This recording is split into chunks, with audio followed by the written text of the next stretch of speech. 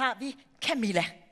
Hun har 25 års erfaring som pædagog. Eller det vil sige, det var før hun gik helt i sort og lagde sig ned på sofaen i selskab med tv-programmet Ekstreme Samlere. Ja, det var ikke fordi, jeg havde lyst til det, jeg lå der. Jamen, jeg kunne bare genkende mig selv i det der program, som om livet bare kørte videre uden mig. Ja, det var alt det der i børnehaven, det der med lille Lola.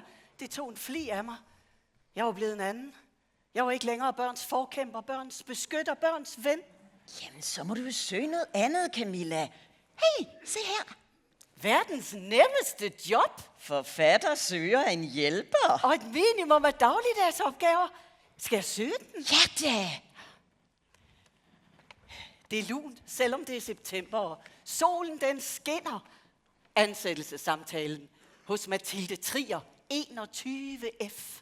Selve arbejdet her i lejligheden, det består af lette dagligdags opgaver. Du skal hjælpe mig op og i bad, du skal klemme mig på og redde min seng. Sengetæppet skal flugte med topmadrassen, og puderne skal stå op ad væggen. Først en gul, så en pink, så en orange og så videre. Og så skal hovedpuden ligge helt korrekt i midten.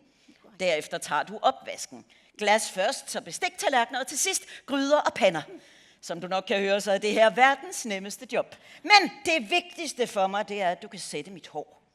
Du får et frisørhud med hjem, så kan du øve dig på det. Og det var præcis, hvad jeg gjorde de næste par dage. Men jeg havde virkelig ikke troet, at det skulle være så svært med det hår. Men næste gang jeg møder ind hos Mathilde, er jeg forberedt til tænderne. Det skal nok gå. Jeg nailer da det hår. Nej! Sådan her kan jeg jo ikke gå ud. Nye hjælpere, det er de værste. Du har brugt en hel time nu, Camilla. Håret, det skal kunne sættes på et kvarter. Jeg skal nok øve mig endnu mere. Ja, det er der sandelig også brug for. Ja.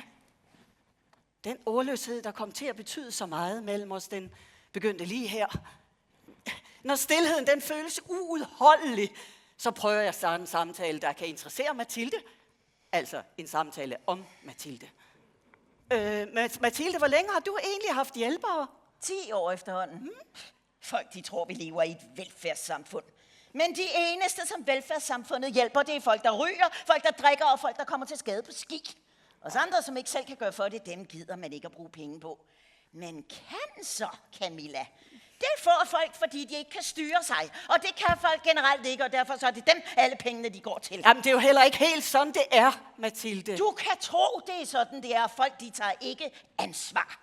Jeg vidste virkelig ikke, hvad jeg skulle svare. Jamen, det begyndte også efterhånden at gå op for mig, at Mathilde måske aldrig ville blive tilfreds. Og at alle os, der arbejdede hos Mathilde, var usynlige for hinanden. Blev vi måske holdt i sådan en slags usynligt spil, hvor vi alle sammen troede, at alle de andre udførte arbejdet fejlfrit. Bare ikke en selv. Dagene og ugerne gik, og det blev meget værre. Arbejdsliv og privatliv, det flød mere og mere sammen for Camilla. Jeg troede, det ville være et nemt arbejde med min uddannelse og min erfaring. Og at jeg ville være god, men at hjælpe overhovedet en hjælp, når man ikke kan udføre det, som den, man hjælper, ønsker.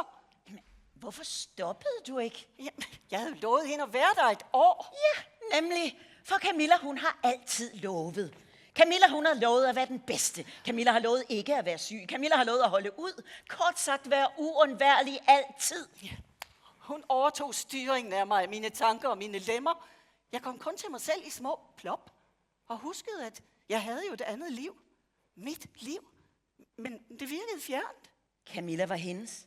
Mathilde ejede hende, som var hun en hund. Hun trænede hende. Hun opdrog hende.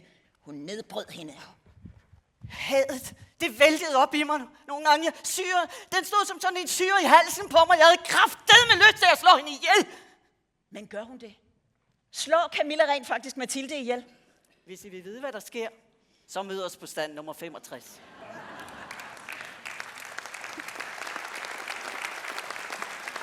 Og der kan I altså købe turnéforestillingen Varme Hænder, hvor I får svaret. Måske. Tak.